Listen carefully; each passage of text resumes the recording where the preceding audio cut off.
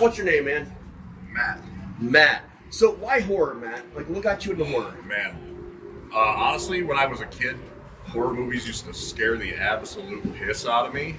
And, like, I never wanted to be the wuss. You know what I mean? Like, I never wanted to be like, oh, I can't watch this. So I just watched them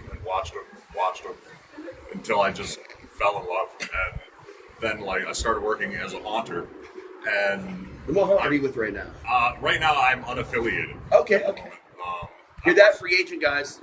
I was working at Demon Acres in Hannibal, New York last year. But it's like the first time I worked at a haunt and I scared somebody bad enough that they shit their pants, I was addicted. I was like, I just made a grown man shit his pants and run out of the room.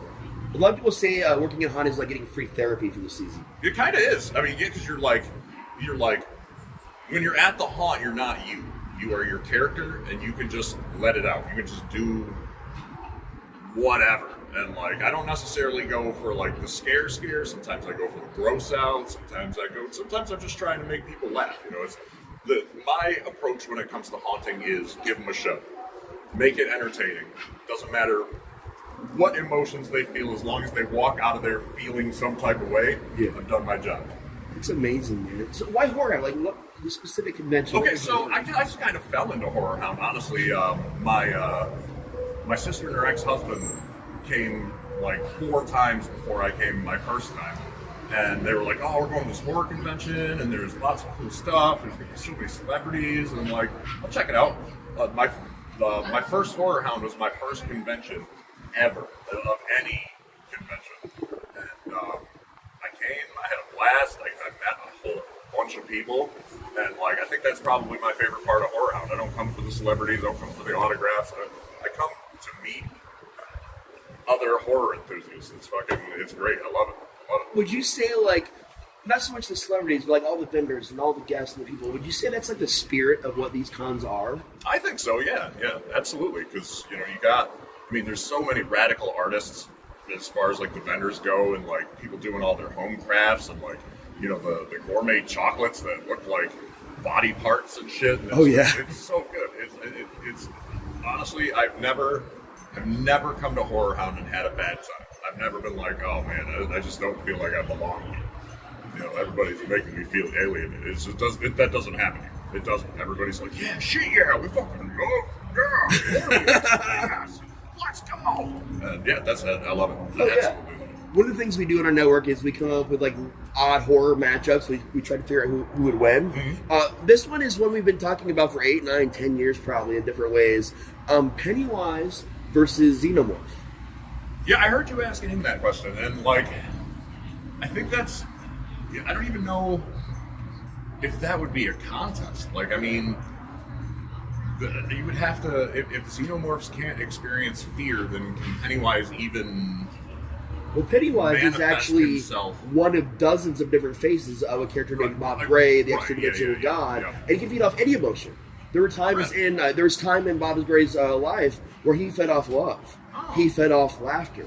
Laughter started with the clown to begin with Pennywise. Right. And then found out that people were afraid of clowns and got the first taste of fear and found out fear just satiated him quicker. Yeah. Because he's got to store the energy to go to sleep for a while. Right. So it was easier just to do fear, but he could do any emotion, including desire, hate, anything.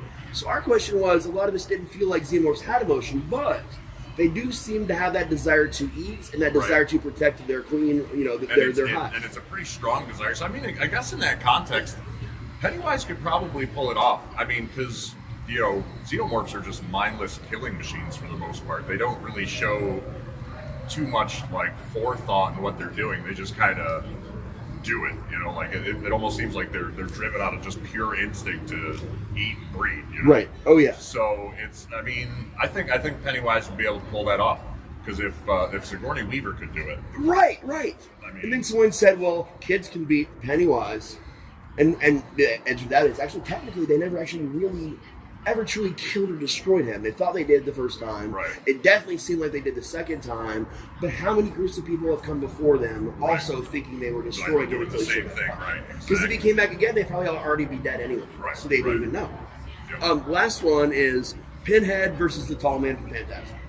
Oh, They're both conquerors. Right. We got, Tom Hand's already destroyed our entire realm and converted everything and everyone by Ravager, except for, like, one or two people.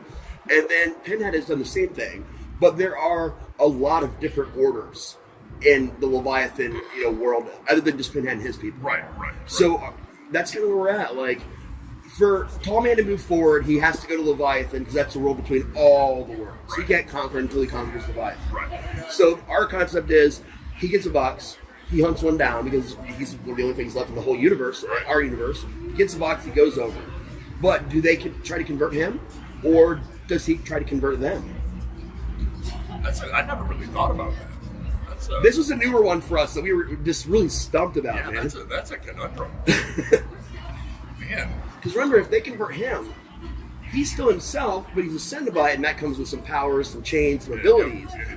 To what he's already got. And we know that would also fuel the spheres, and it would fuel the minions. Right. So because they're of him, they would also have that power. Right. And we're talking billions of humans that were converted into spheres and minions, between the souls and the bodies.